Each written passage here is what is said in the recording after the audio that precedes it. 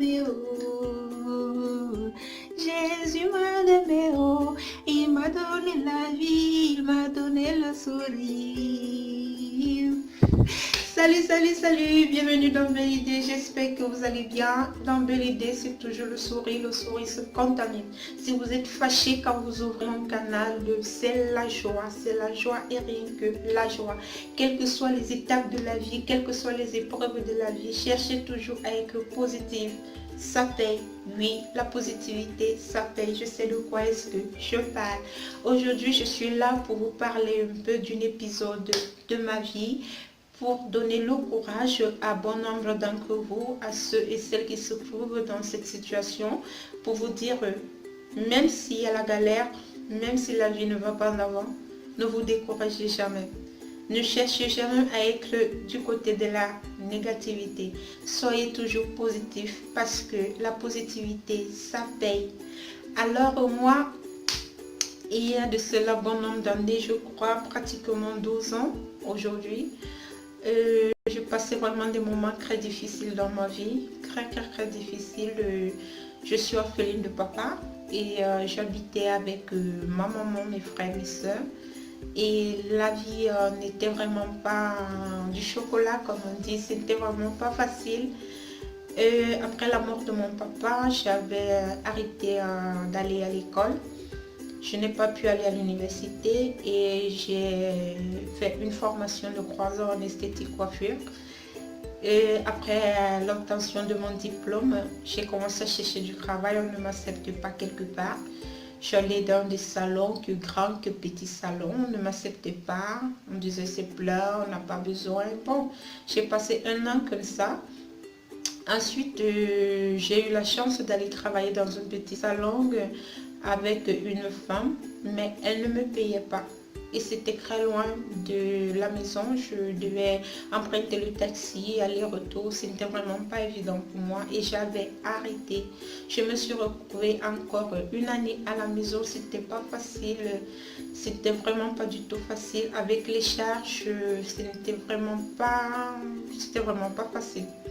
C'est comme ça donc un matin je me suis levée, j'ai regardé le ciel, j'ai regardé autour de moi, il n'y avait personne pour appeler et je me suis rendue dans un marché. Dans un marché,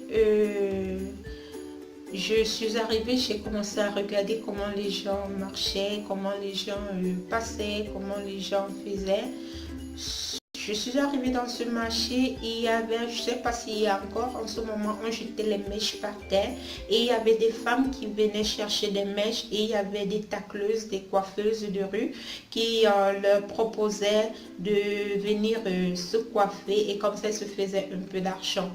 Alors, j'ai regardé comment est-ce qu'elles faisaient et je n'ai pas perdu le temps.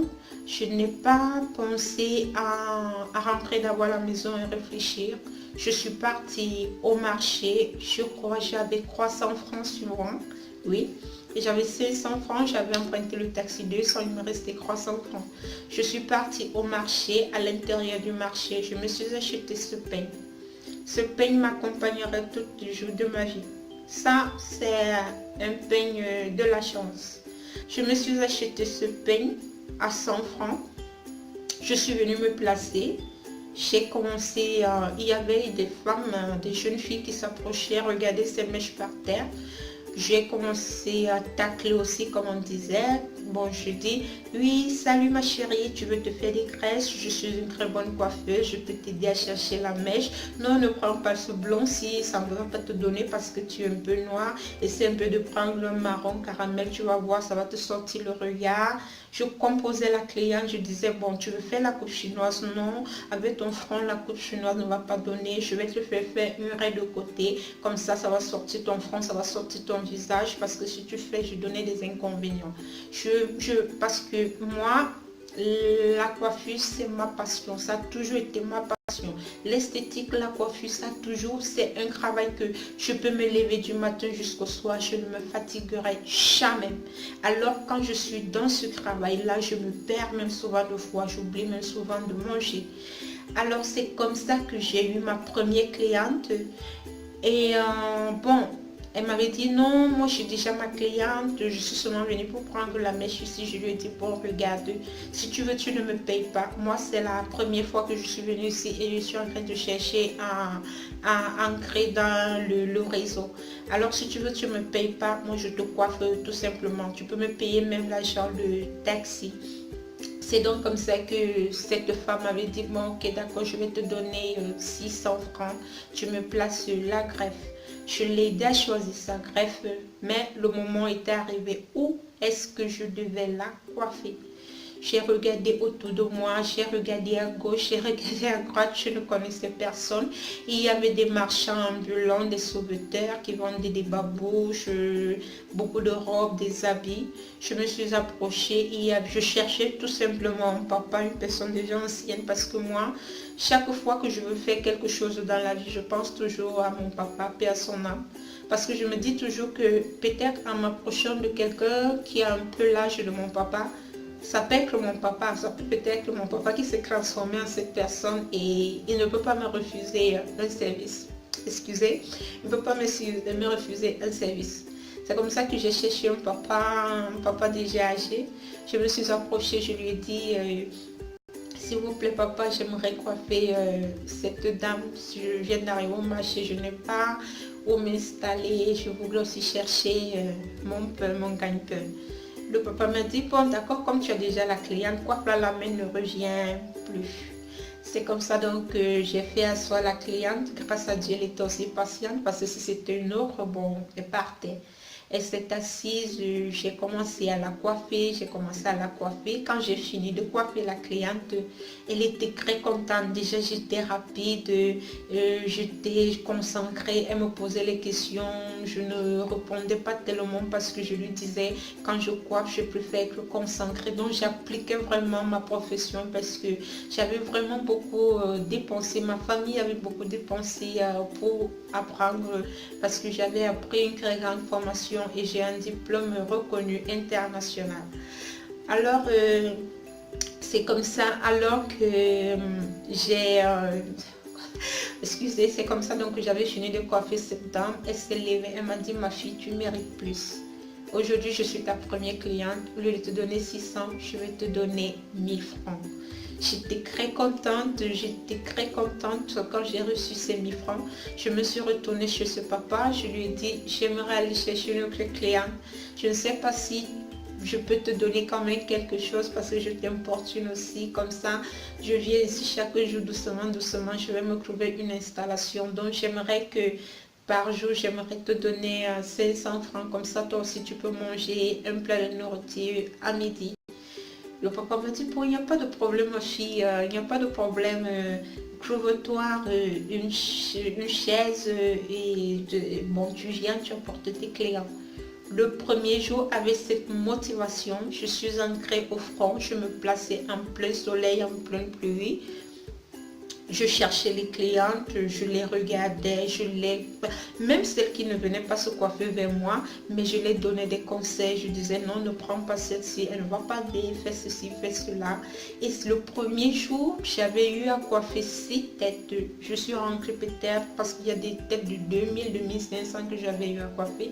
J'étais rentrée pratiquement avec 8000 francs à la maison. Le premier jour, rien qu'avec ce paye de 100 francs. Le deuxième jour, j'ai commencé à attaquer. Le troisième jour, 1 mois, 2 mois, 3 mois. Ce n'était pas facile. Il y avait des moments où il n'y avait pas de clients, mais Dieu me donnait quand même de l'argent de taxi. Et c'est comme ça que quand je finissais de travailler, je partais chercher des vivres pour pouvoir aussi apporter à la maison.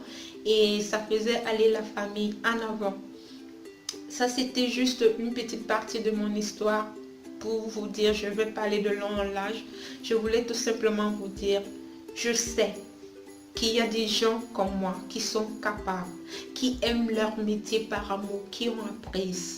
Mais elles sont peut-être dans leur tête, elles se disent, si je n'ai pas le casque, si je n'ai pas le babyliss, si je n'ai pas un salon, si je n'ai pas, comment est-ce que je vais commencer? Moi, rien qu'avec mon pain de 100 francs, j'ai soutenu ma famille pendant 1 an. J'allais avec plaisir. Je n'avais pas de jour de fête. Je travaillais de lundi à dimanche. Dimanche après la messe, j'allais tacler au marché. J'étais devenue connue, j'avais des amis, j'avais des clients qui me cherchaient, même à la maison, qui venaient se coiffer le jour des fêtes. Donc j'étais devenue tellement connue. Petit à petit, j'ai commencé à faire des massages, j'ai commencé à faire des gommages, j'ai commencé à faire des épilations, mais là je les faisais à la maison, je prenais des clients à la maison, ils venaient à la maison. Et jusqu'à là, après, je me suis pris un temps de pause un lundi, et le lundi, j'avais toujours des clients qui venaient à la maison. Alors, cette petite histoire-là, c'était tout simplement pour vous dire que n'attendez pas des gros moyens pour réussir dans la vie, n'attendez pas des grands matériels pour ouvrir des grandes industries, des grands salons, je ne sais quoi, dans quelle activité vous faites. Dites-vous toujours que quand vous êtes là, vous avez l'amour de ce que vous avez appris. Il faut se décider dans la vie.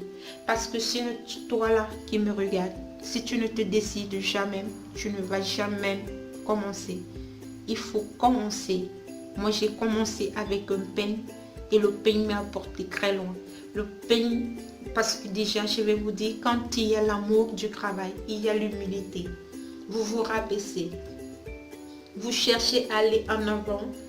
Et surtout quand vous êtes une personne vraiment que vous êtes décidé dans la vie. Alors, c'était juste un conseil pour vous dire, si toi qui me regardes en ce moment, tu te trouves dans une situation pareille, que tu n'as pas de travail, mais tu as appris quelque chose, il faut te décider. Il faut te décider. Il n'y a pas de honte dans le travail. Il n'y a pas de honte.